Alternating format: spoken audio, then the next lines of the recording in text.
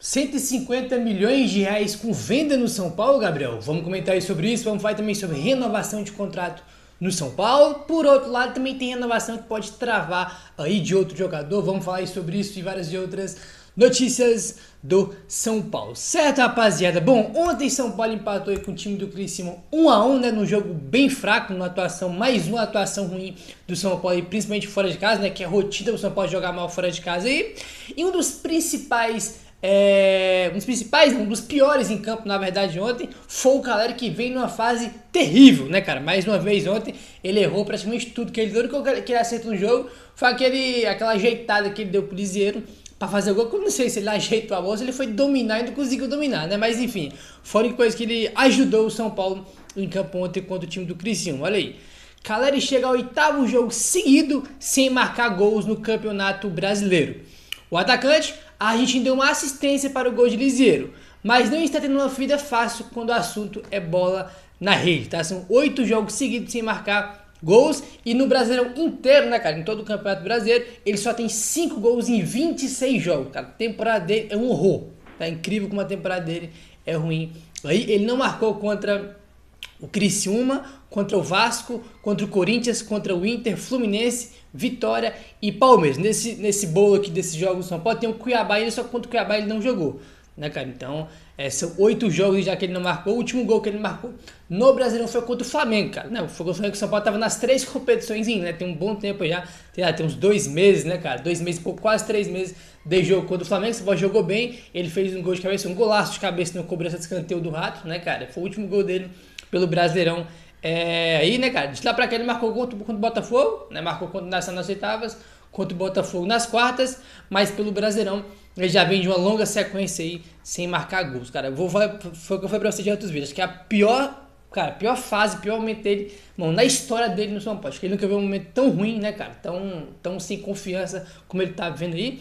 E claramente, cara, aquele jogo contra o Botafogo que ele perdeu o gol sem goleiro, cara, que ele perdeu o pênalti contra o Botafogo nas cobranças de pênalti, evidentemente que ele pesa e pesa muito, né, cara? Provavelmente se ele tivesse feito aqueles gols, né, cara, ele estaria mais confiante aí com a classificação, com ele ser decisivo, mas acabou que ele foi bem mal, e evidentemente, cara, que ele foi muito, como a gente também, ele foi muito abalado aí pela eliminação, onde ele foi um dos principais, né, cara? Porque ele foi um dos caras que falhou ali e contribuiu para o São Paulo ser eliminado, né, cara? Complicado aí. Ontem tivemos mais uma vez o Wellington Rato saindo do banco e jogando bem, rapaz. A gente comentou muito aqui, vários jogos seguidos aí com o Rato era titular, que os Zubedi não tirava ele, porque ele vinha tendo jogos muito ruins, né, cara? Jogos contra o Botafogo foi mal, contra o Corinthians, então, meu pai do céu, né, cara? Tinha jogos terríveis aí pelo São Paulo quando ele era titular. E desde que ele foi banco, ele tá jogando bem, cara. Ele entrou bem contra o Vasco, né, no 3-0, e entrou bem ontem aí também, né, cara. Ele que dá o lançamento pro Caleri, que ajeita pro Lisieiro fazer o gol, e antes desse lance ele tinha voltado dando o cruzamento perfeito pro Arboleda cabecear na pequena área pra fora, né, cara. Ia ser o gol de empate do Arboleda, que era uma chance clara, e ele acabou perdendo aí no cruzamento do Rato. O Wellington Rato é mais efetivo que Eric no São Paulo.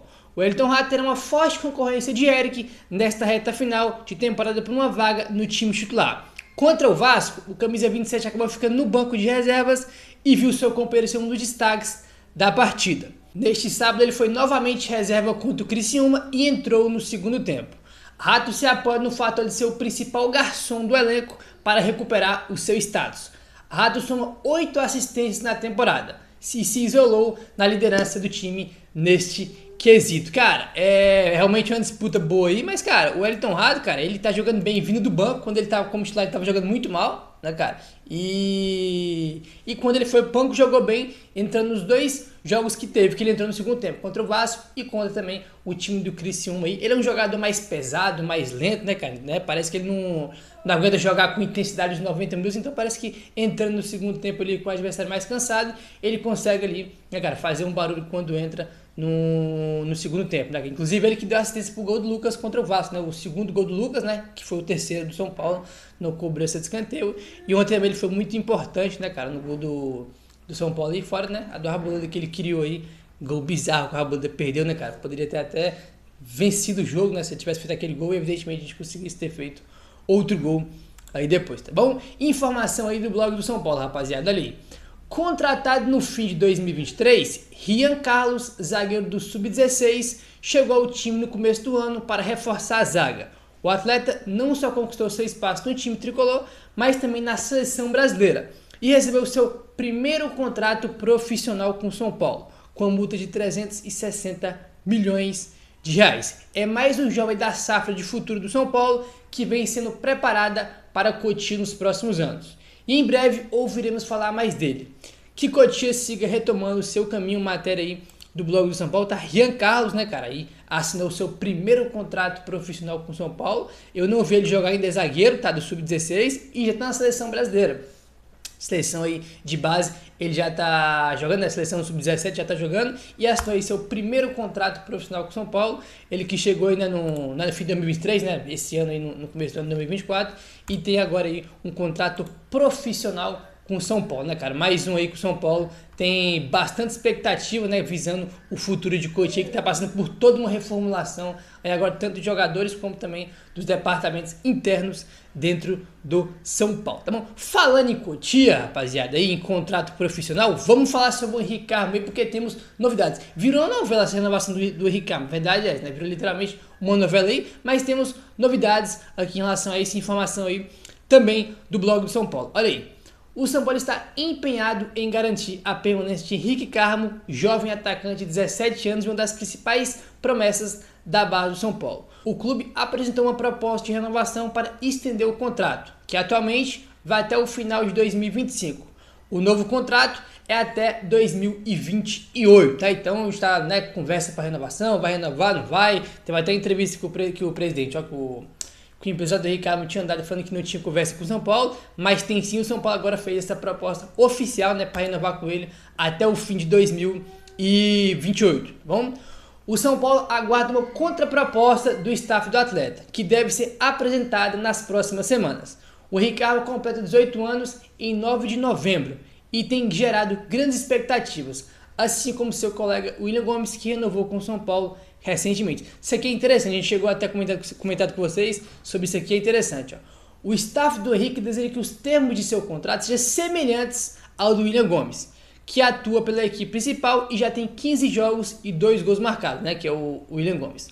Apesar do Henrique ter apenas uma partida no profissional, o clube planeja oferecer mais oportunidades a ele no próximo ano, tá? Então, tá. A gente já tinha comentado um pouco sobre essa questão do William, né? Que o empresário do Henrique queria que o contrato do Henrique seria aí nos mesmos moldes, né, cara? Em questão de valores, seria um contrato parecido, bem semelhante a do William Gomes, e que a proposta do São Paulo fez é até 2028. Agora vamos ver se eles vão aceitar, se eles vão recusar ou se vão fazer outra contraproposta aí para o São Paulo, né, cara? Assim, o William Gomes, cara, ele tá à frente do Henrique, né, cara? O William Gomes, né, como o próprio blog botou que ele tem 15 jogos no profissional, já fez 2 gols e foram gols decisivos, né? Ele fez aquele gol contra o Vitória de fora da área, que, né, ele fez o gol do 1x0, o gol mais importante que dá a vitória pro São Paulo, que foi 2x1 o jogo, e contra o Cruzeiro, que ele fez literalmente 1x0 aí, que ele jogou muito, né, cara? Foi muito bem naquele jogo. E o Henrique só jogou um jogo, que foi contra o Vitória, que ele entrou no segundo tempo, e só, né? Ele jogou bem pouco aí ainda, né? Faz a estreia dele contra o Vitória, e desde então acabou que não entrou mais. Acho que não vai jogar esse ano, tá? Ainda mais se não renovar o contrato, óbvio, né? E ano que vem o São Paulo planeja mais minutos, tanto para ele, tanto para o William Gomes aí, em 2025, mais protagonismo aí pros dois garotos. Enfim, cara, assim, ele, apesar dele querer receber o mesmo que o William Gomes, cara, ele tá atrás do William Gomes, né? O William Gomes já mostrou mais aí quando entrou aí no time do São Paulo, né? Aí o blog do São Paulo coloca aqui, ó. O São Paulo já demonstrou interesse em manter o jogador e chegou a recusar uma proposta oficial do Shakhtar Donetsk da Ucrânia. A prioridade do São Paulo é prolongar o vínculo de Henrique Carmo e possibilitar o seu desenvolvimento no Morumbis, apesar de interesses de clubes em seu talento, né, cara? Então teve proposta oficial e recusada pelo Shakhtar Donetsk, também já chegamos aqui a comentar sobre isso aí. Tanto o Henrique, né, quanto o William Gomes, que a gente citou, são dois jogadores que receberam propostas oficiais de clube de fora para deixar aí o São Paulo. Tinha uma informação de que a Roma tinha feito proposta pelo William Gomes, o Spartak Moscou, né, o Shakhtar agora fez pelo Henrique Carmo aí. E tudo mais, o São Paulo recusou. É aquele negócio, né, cara?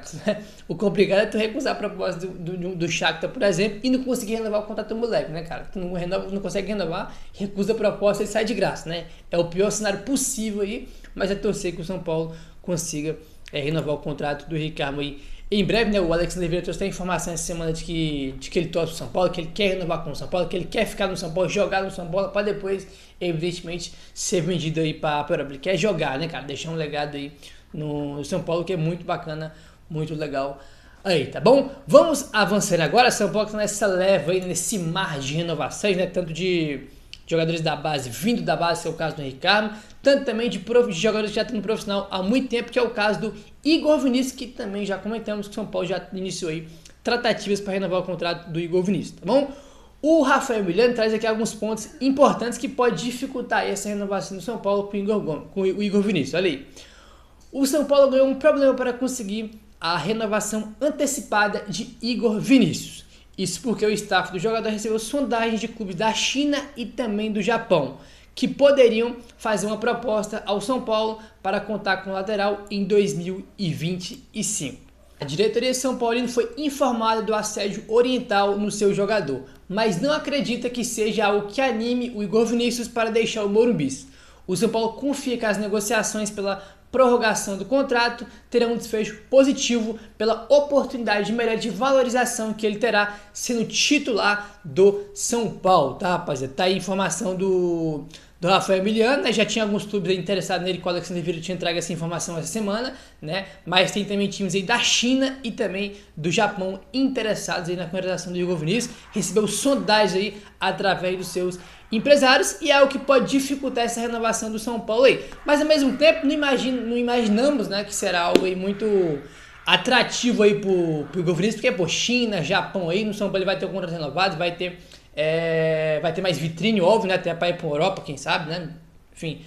E vai ser titular do São Paulo provavelmente, até porque o Rafinha, se ficar, ele não vai ser titular, convenhamos. Até mesmo se o Rafinha renovar o seu contrato com o São Paulo, dificilmente ele vai ser titular do São Paulo no ano que vem aí. E o fato do Rafinha pesa muito também, porque se ele não ficar, você imagina, o Rafinha não fica. Aí tu só tem o Igor Vinícius Moreira, e tu não consegue renovar com o Igor Vinícius, aí tu perde, foi como se tu perdesse teu lateral, né? O Rafinha e o Igor Vinícius, caso ele não queira renovar. Aí, isso aí ia ter o Moreira, que o São Paulo vai pôr no mercado, já tá no mercado aí, para tentar negociar. Então o São Paulo, irmão, tá aí acelerando, né, cara? E tá aí tentando renovar o contrato do Igor Vinícius, que é aquele negócio que eu comentei com vocês, rapaziada. Tem que renovar o contrato aí com ele, ainda mais porque dos três laterais, acho que ele é o mais confiável, né? Não acho que ele seja o melhor, mas ele é o mais confiável. Porque um tá quase aposentando, que é o Rafinha, e o outro é o Moreira, que não tem a confiança do técnico. Já comentamos aqui sobre desde aquele episódio do Moreira no jogo contra o Cruzeiro, né? Que o Zubeldia perdeu a confiança dele porque ele pediu para sair, né? Depois não foi constatado uma lesão, e aquilo ali fez o Zubeldia, né, cara, perder a confiança do Moreira, e ele tem grande chance de ser negociado. Também já comentamos sobre isso aqui. Então, cara, assim, tu tem três lateral, mas ao mesmo tempo tu tem só um, basicamente, entendeu? Porque um tem quase 40 anos e o outro vai ser negociado.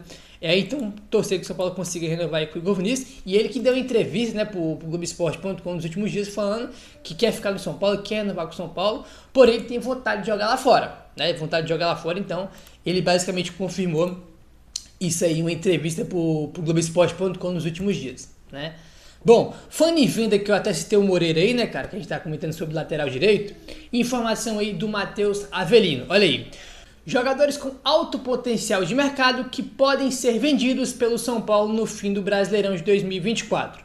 Rodrigo Nestor, Bobadilha, Moreira e Galopo.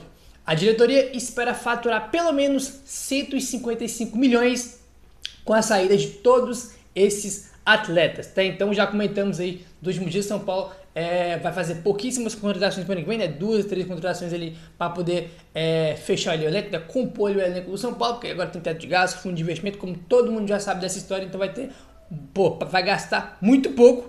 E também tem um lado de venda. O São Paulo é um clube que ele depende de venda de jogador. Todo ano, né, cara, tem lá no orçamento uma meta financeira de venda de jogador, né? Tendo que é 150 milhões, tendo que é 170, e o São Paulo, com esses jogadores que eu citei, quer pelo menos 150 milhões, né? Nestor, Bobadilha, Moreira e Galopo. O Bobadilha, desse aqui, é o mais valorizado, né? Porque ele é titular do São Paulo, basicamente, não jogou os últimos 2 jogos, um porque estava na seleção, e outro porque sentiu dores, mas ele normalmente é titular do São Paulo, então é o mais valorizado.